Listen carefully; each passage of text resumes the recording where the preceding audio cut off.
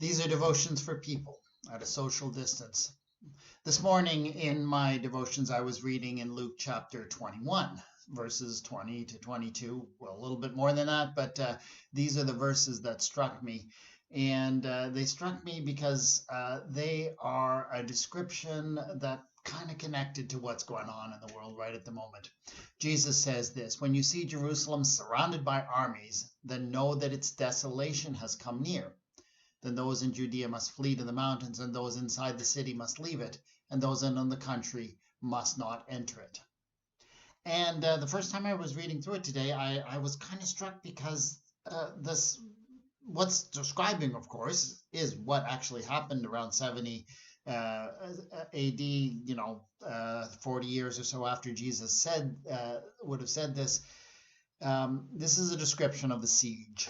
So when you see armies surrounding a city, this is imminent danger. This is, and what do you do in that situation? And what people do when they see an army approaching a walled city like Jerusalem was, what you do is you look for safety, right? You flee to safety. And the most obvious place to look for safety is to go inside the walls of the city. And that's often what happens when a city is put under siege, or at least in that ancient world, when a city was put under siege, everyone would flee into the city. Which is great if the army doesn't stay very long. But if the siege continues, and especially if the city falls, obviously inside the walls of the city is not the place to be.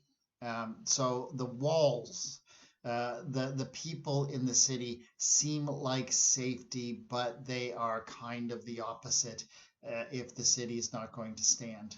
And as I look at what's going on in the world today, uh, there is actually a lot of wisdom to be found in this passage, because, of course, what it goes on to say is that we actually need to do the opposite of what seems sensible and logic. Instead of running into the city, he says everyone must flee, must run to the mountains, must get away from the city, and those inside must leave it.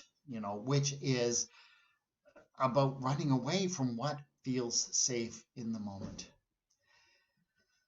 We're dealing with a lot of danger today. One of the things that I read, a ton of news reports on just this morning is, well, there's this new variant out of South Africa, and at this point we actually know very little about it, but there is a sense of panic and fear, and maybe it's warranted and maybe it's not, because obviously we don't yet know very much about this. But part of what's going on and what has emerged in South Africa is actually a bit of a siege mentality. Because what we've been doing particularly in North America, it's all been about protecting and saving ourselves, getting inside the city walls, so a lot of this is good policy, getting people vaccinated, protecting one another by doing things like wearing masks and social distancing. Yes, this is exactly what we should have been doing. But by only looking at ourselves, only taking care of ourselves, we have created a new threat, and maybe this will be a big threat. We'll have to see. So what we've been doing is the Western world and North America, we've been hoarding things like vaccines to ourselves. As a result, South Africa has had relatively low access to vaccines, has actually had to pay more for some vaccines than North Americans have, and has very low vaccination rates. And because of that, a new variant has emerged there, and people are worried about it. People are scared about it. Our putting up our walls and feeling safe inside our walls has created a possible new threat.